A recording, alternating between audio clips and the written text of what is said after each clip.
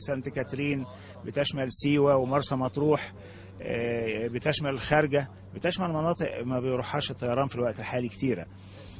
في نفس الوقت هي هتقيم نوع من الجسر الجوي ما بين مناطق تواجد السياحة في الغردقة وشرم الشيخ، بتشجيع سياحة اليوم الواحد، بأن احنا نقدر ننقل عدد كبير من هؤلاء السياح لقضاء يوم في المناطق الأثرية في جنوب مصر، في صعيد مصر زي الأقصر وأسوان وكده.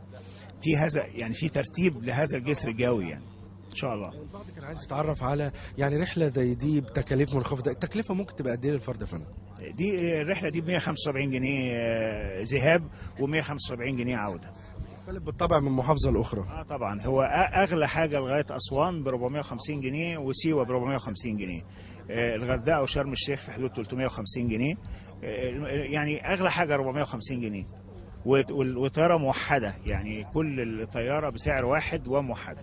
هل الرحله النهارده هي تجربه ولا احنا مع انتظام رحلات اخرى؟ يعني هل الرحله اليوم تجربه لانتظام رحلات بين القاهره وبورسعيد، ولا الجدول خلاص بقى موفق من قبل الوزاره انها تبقى الرحلات مستمره بين القاهره وبورسعيد؟ لا، رحله النهارده بدايه التشغيل بواقع 3 رحلات اسبوعيا لبورسعيد. التشغيل المنتظم، بداية التشغيل المنتظم. احنا عملنا تجارب قبل كده، انما النهاردة بداية التشغيل المنتظم لبورسعيد 3 رحلات اسبوعيا. شكرا يا فندم، شكرا جزيلا. عفوا.